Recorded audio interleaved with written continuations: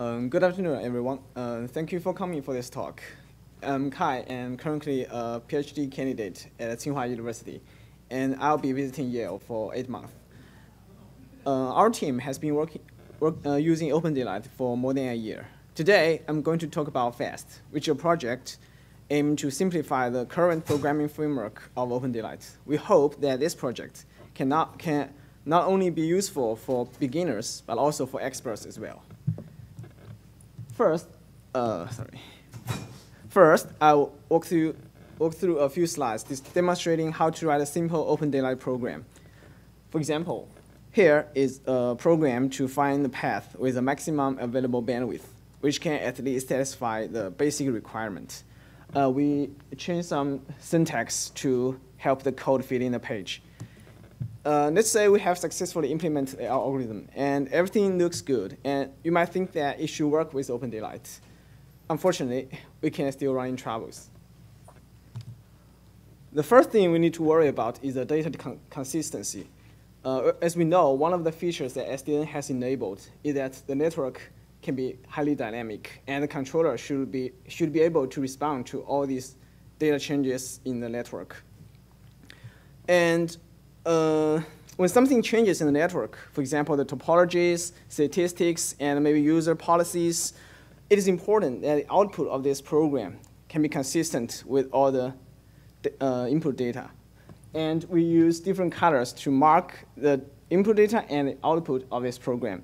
And the red represents input data, which includes the functions itself, and also the parameters, and also the data that read from the data store, or in a more general term, the information sources. And the output is basically the data that are written to a CS store. And also we name that information sink. OK, so the next step is that we register all these data change listeners to the input so that we can be notified when the data change happens. We also have to implement this onData change listener class, which basically, of course, the simplest way to restore the state is by execute the program again with the current status.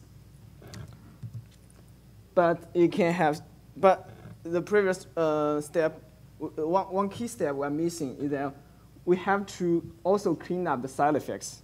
For example, if the program has installed some flow rules on the switches, if we don't remove them and just install new rules, some old rule may still in a switch, and they can cause some unwanted behaviors. Now, after we finish all these data registration and also the data change listeners, we are able to obtain the data consistency for our program. Now we try to improve its performance, because when we are listening to the data changes, we register for the more coarse-grained data dependency, which we identified when we start to write the program. But during the execution, the program does not necessarily touch all of the data in the data tree. And what we try to do is, in that case, some of the notifications may be false positive. So they don't actually affect the result of your program, but you still have to execute your program and clean up the side effects to maintain the data consistency. And one more step to solve this problem is to add this a verifier, which can filter out some irrelevant events that may not affect the result of your program. Another approach is to just monitor those that are really can affect the output of your program. In this case, for example, we have all these touch functions so that you can mark what data is touched, and only these touched data that can, for example, if you have this execution trace and you have these if conditions, jump conditions, only these data that have affected these conditions and also also related to the values that can affect the output of this program. So we only need to monitor these. But the problem, and also we can push to the extent that we for example, a link, it can have many attributes, not the bandwidth, and also, for example, its type, and maybe some, for example, the packets, number of nodes, and we don't necessarily need all these data changes. We only monitor what is touched in this program. For example, in this case, the bandwidth. Now, after all these changes, we start with the very first basic program, which is corrected in logic, but does not satisfy the data consistency. Now, the next step is we register for data changes, and we use the data change listeners to clean out side effects, and also re-execute the program again to get the latest output. We can obtain a correct program with restoration. And then we try to reduce the redundant notifications with filters and also accurate dependency tracking.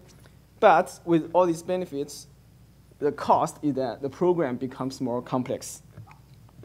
And we want to ask the question is, can we just write a program which both corrects, which means it is consistent with the current state, and also efficient that it can reduce the redundant re-executions. So let's go back to where we start. Here is when we start write the program, everything just looks more simple, and we have these red to include the inputs and the blue to represent output. And here's what we have after we add all these features to make it consistent and also efficient.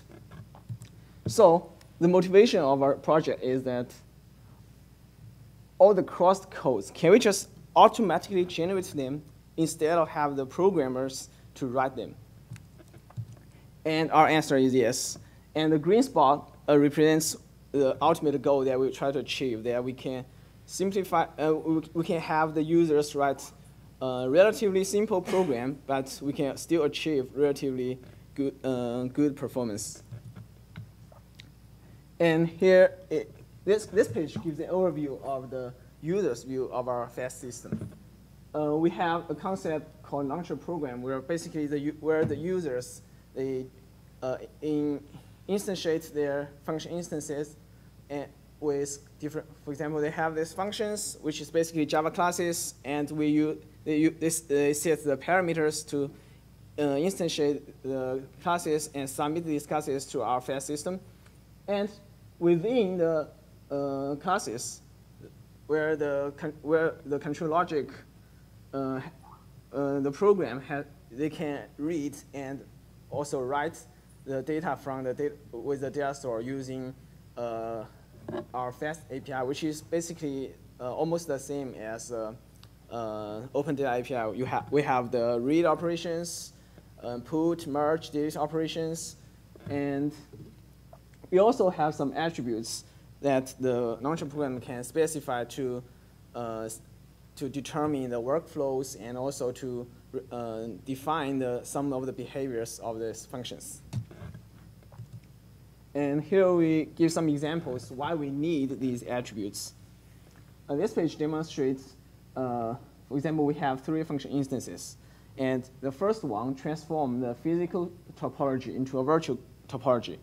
And the second one calculates a path in the virtual topology. And the third one, it maps the calculated path from the virtual topology to the physical topology and install the corresponding flow rules. These 3 functions, they have they must be executed in sequential order. So we must have generated a virtual topology before we can start to calculate the virtual path.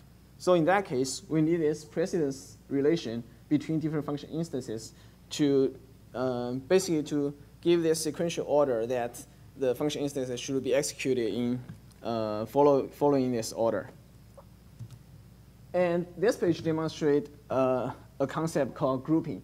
So this concept is basically motivated by the wide usage of intents. So for each intent, it can be compiled to some other intents, and all these intents must be installed together. You cannot just install one intent and just ignore the other. For example, in this example, we have an intent to connect to n hosts.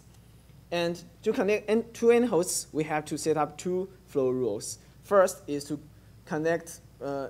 set up the forwarding rule from host 1 to host 2, and the other is to set the flow rules from host 2 to host 1. So these two flow rules are basically the path.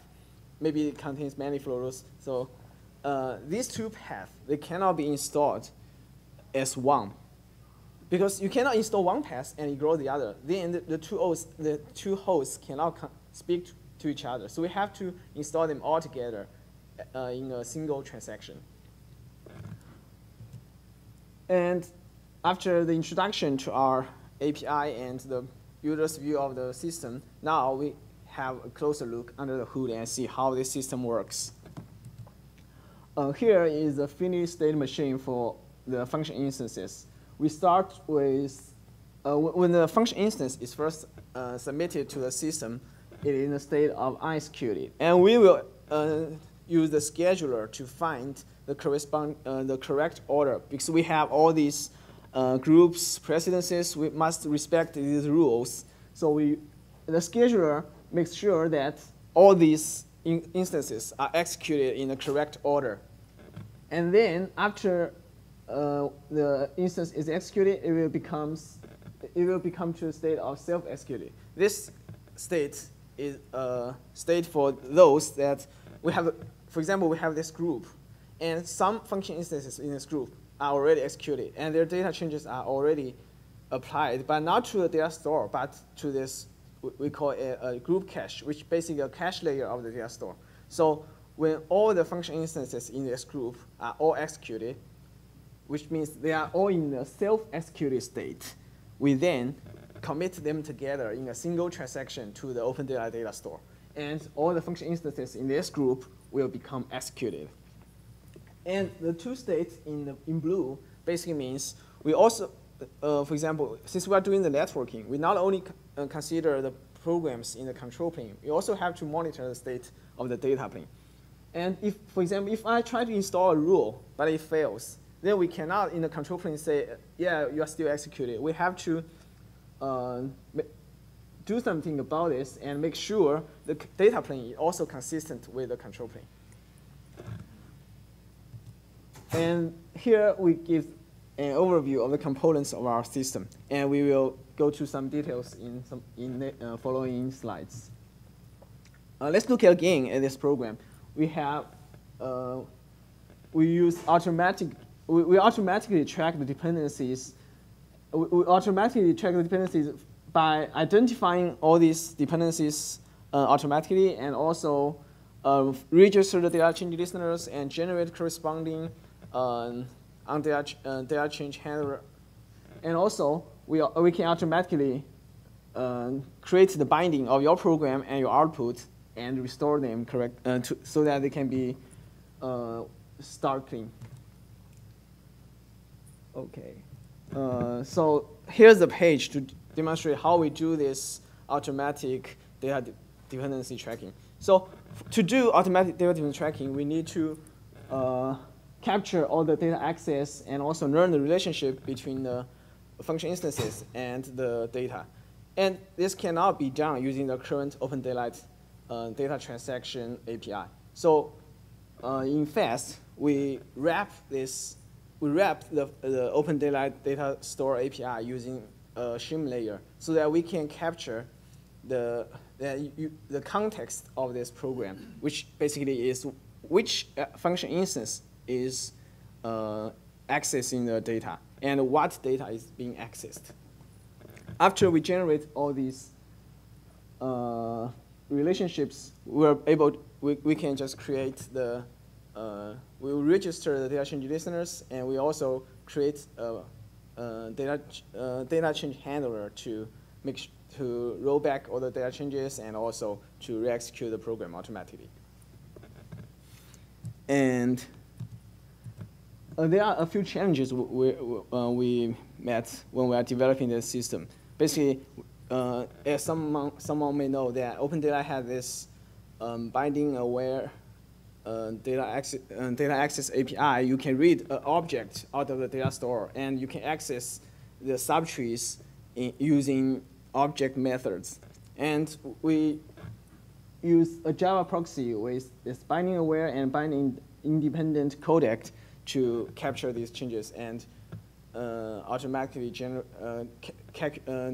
find which instance identifier you are actually used in your program.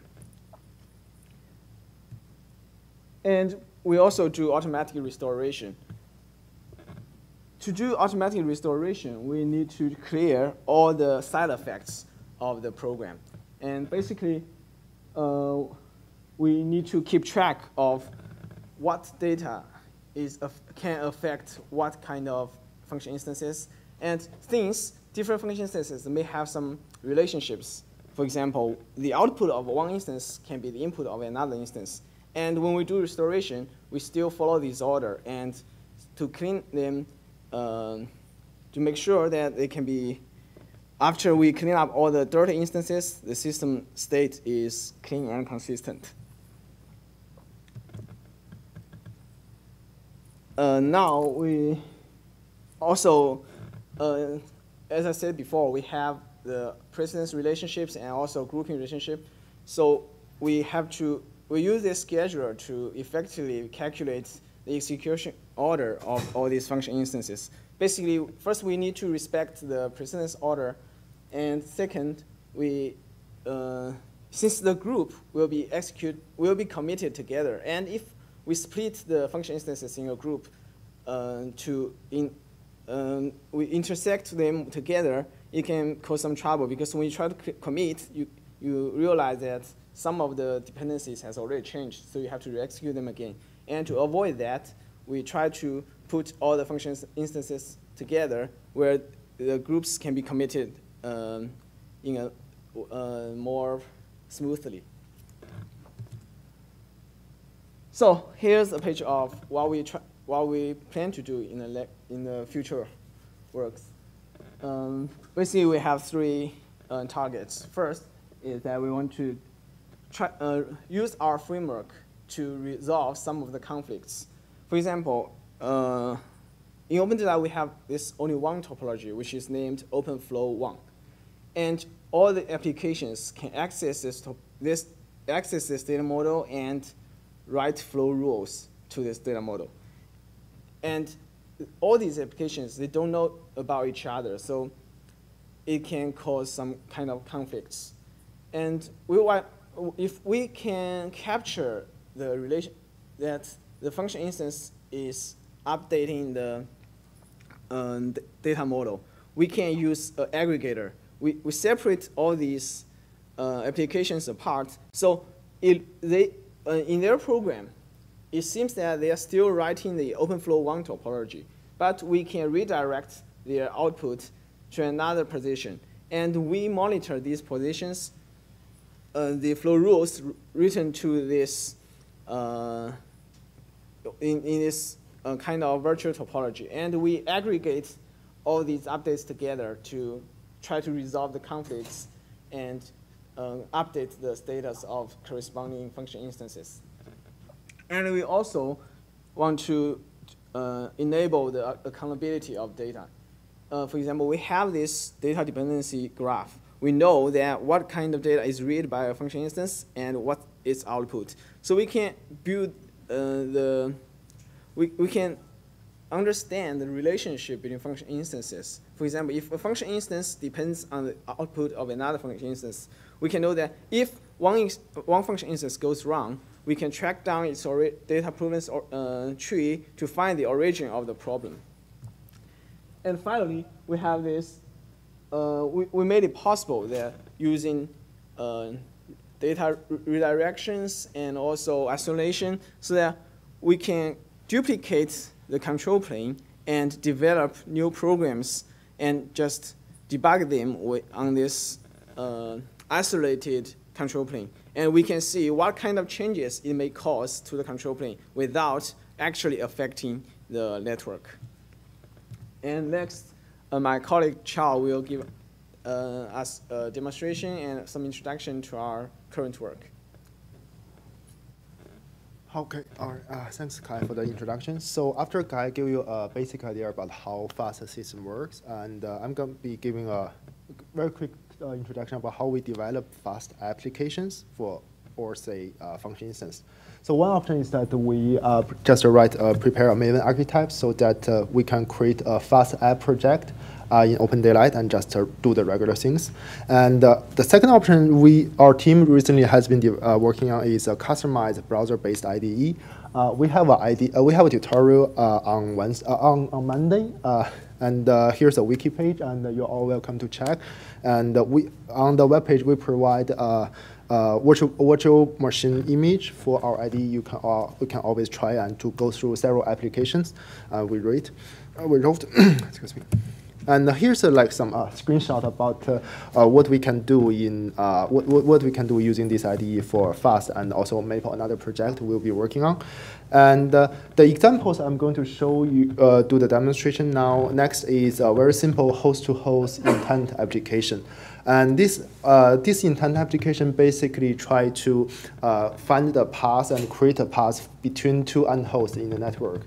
And the basic logic for this application is to first check whether both end hosts are within a host table, which stores the hosts that are allowed to communicate. Are allowed to have communicate through the network. And if they are both in the host table, and the application will try to find the shortest path in the topology and install the flow rules.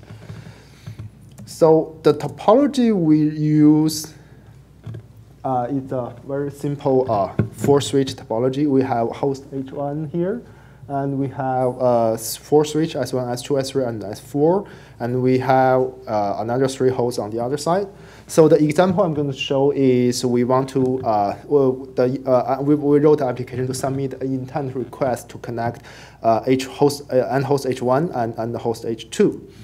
So to do that, so let me install the application first, and in the meantime, excuse me.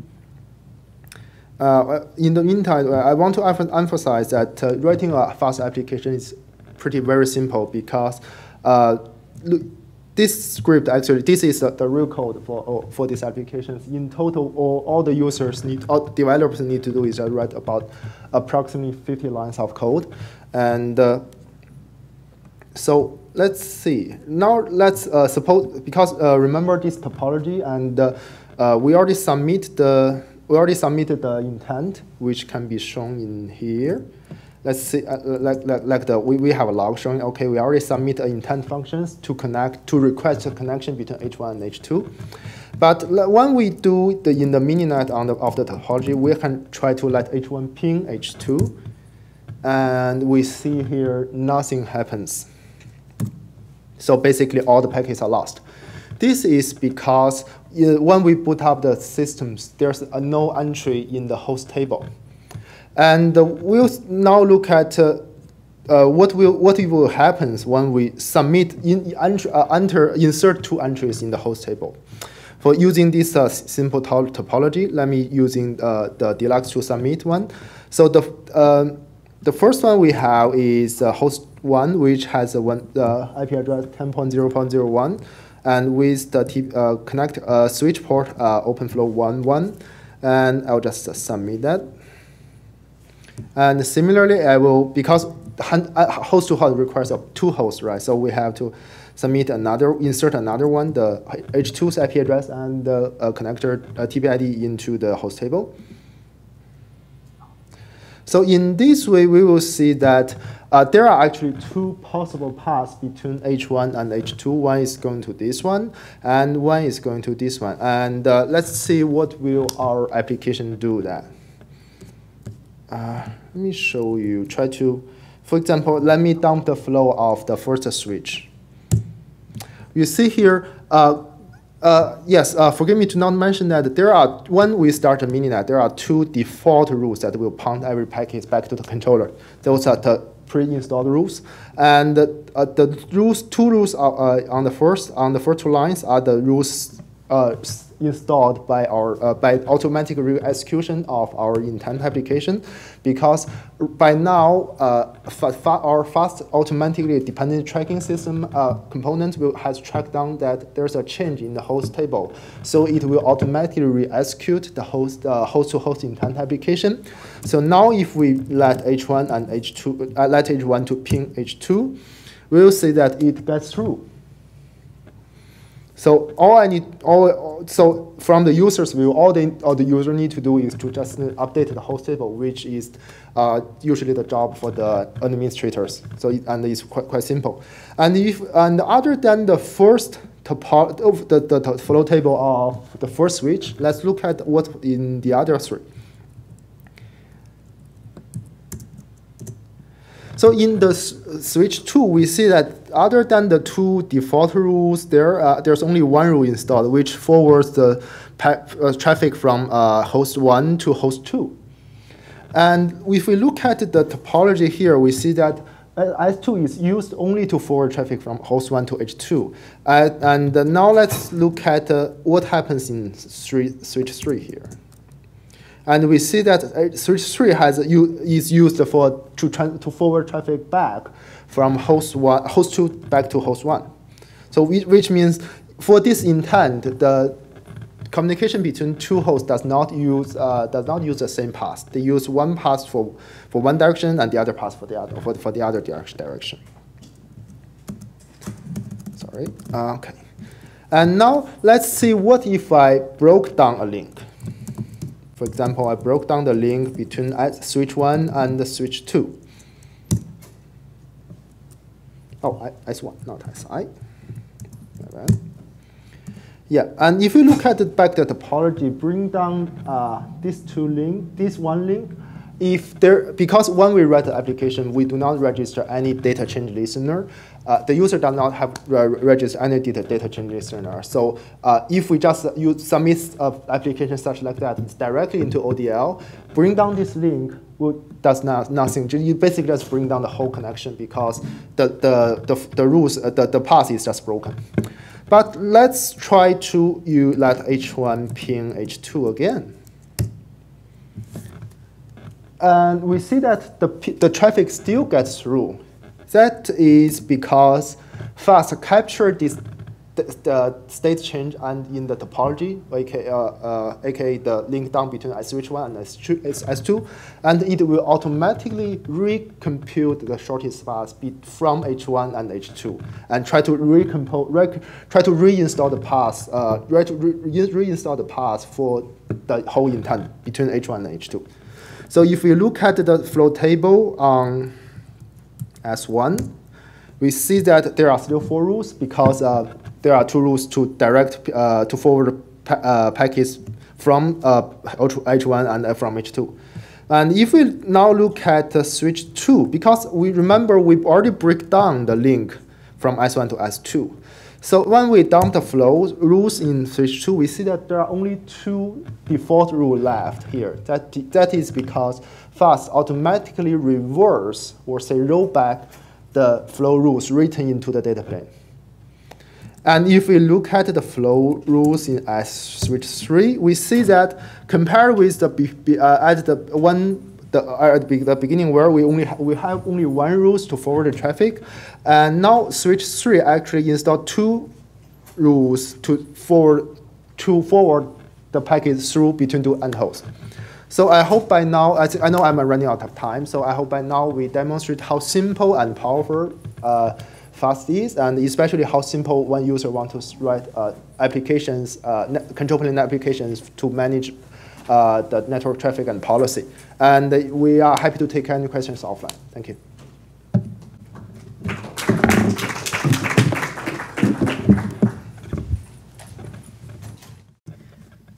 Good afternoon, everyone. Thank you for coming for this talk. I'm Kai, and currently a PhD candidate at Tsinghua University, and I'll be visiting Yale for 8 months. Our team has been using OpenDaylight for more than a year. Today, I'm going to talk about FAST, which is a project aimed to simplify the current programming framework of OpenDaylight. We hope that this project can not only be useful for beginners, but also for experts as well. First, I'll walk through a few slides demonstrating how to write a simple OpenDaylight program. For example, here is a program to find the path with a maximum available bandwidth, which can at least satisfy the basic requirement. We changed some syntax to help the code fit in the page. Let's say we have successfully implemented our algorithm, and everything looks good, and you might think that it should work with OpenDaylight. So the next step is that we register all these data change listeners to the input so that we can be notified when the data change happens. We also have to implement this onDataChange listener class, which basically, of course, the simplest way to restore the state is by execute the program again with the current status. But it can have, but the previous step, one key step we're missing is that we have to also clean up the side effects. For example, if the program has installed some flow rules on the switches, if we don't remove them and just install new rules, some old rule may still in a switch, and they can cause some unwanted behaviors. Now, after we finish all these data registers, unfortunately, we can still run into troubles. The first thing we need to worry about is the data consistency. As we know, one of the features that SDN has enabled is that the network can be highly dynamic, and the controller should be able to respond to all these data changes in the network.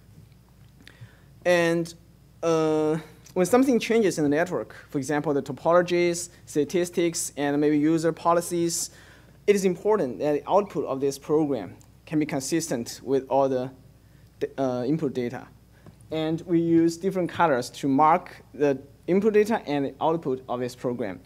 And the red represents input data, which includes the functions itself, and also the parameters, and also the data that read from the data store, or in a more general term, the information sources.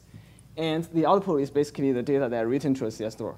And also we name that information sink. OK. Another approach is to just monitor those that are really can affect the output of your program. In this case, for example, we have all these touch functions so that you can mark what data is touched, and only these touched data that can, for example, if you have this execution trace and you have these if conditions, jump conditions, only these data that have affected these conditions and also also related to the values that can affect the output of this program. So we only need to monitor these.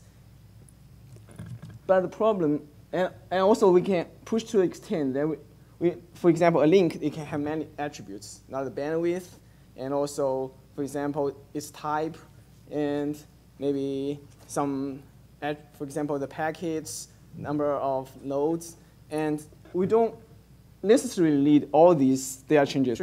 And also the data change listeners, we are able to obtain the data consistency for our program. Now we try to improve its performance, because when we are listening to the data changes, we register for the more coarse-grained data dependency, which we identified when we start to write the program. But during the execution, the program does not necessarily touch all of the data in the data tree. And what we try to do is, we want, in that case, some of the notifications may be false positive. So they don't actually affect the result of your program, but you still have to execute your program and clean up the side effects to maintain the data consistency. And one more step to solve this problem is to add this a verifier, which can filter out some irrelevant events that may not affect the result of your program.